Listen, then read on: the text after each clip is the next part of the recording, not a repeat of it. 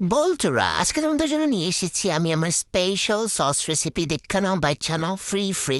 তো এই free sauce রেসিপির জন্য প্রথমেই লাগবে জামা সহ কতগুলো চীনাবাদাম, সাথে তিল। তারপর লাগবে আমার মার তেলা চোরা কালারের একটি কড়াই। আর তোমরা ট্রাই করবে আমার একটি কড়াই নেওয়ার জন্য, তাহলে তোমাদের রেসিপিটি খুবই মজা হবে। তারপর একটু ব্ল্যাক পেপার দিয়ে খুঁচা মাথা করার পরই এটিকে ব্লেন্ড করে নিব।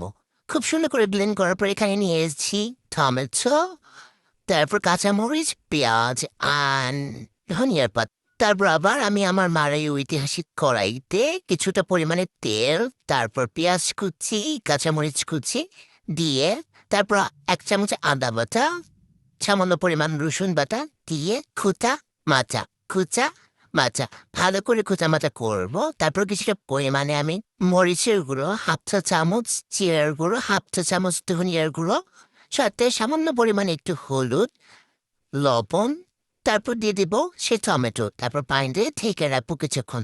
ঢাকনা খুলে যখন হয়ে যাবে, তারপর দিয়ে দিব টমেটো সস। কিন্তু টমেটো সস তো বেরোচ্ছে না। এই শালা বেরো।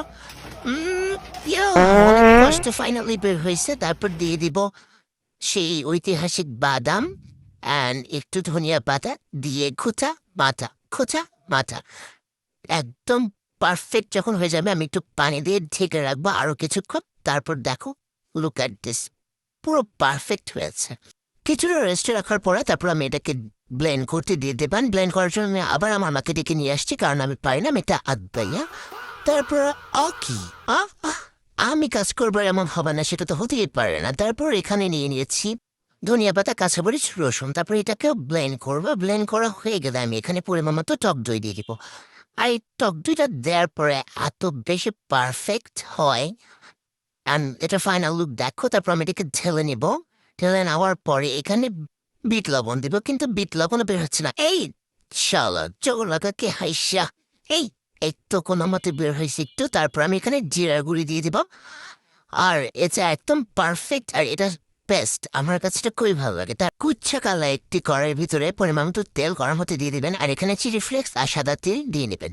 ওই গরম করা তেলগুলোকে এখানে ঢেলে নেবেন, কিন্তু বেশি গরম তেল ঢালা যাবে না, তাহলে চিলি ফ্লেক্সগুলো পড়ে যাবে। অ্যান্ড এটা খুবই পারফেক্ট হয়েছে। আর সাথে একটু লবণ দিয়ে নেবেন। আর আমি সয়া সস খাই না, তাই দিই। আজকের মতো এ পর্যন্ত। আল্লাহ হাফেজ, টাটা, ভালো থাকবেন সবাই।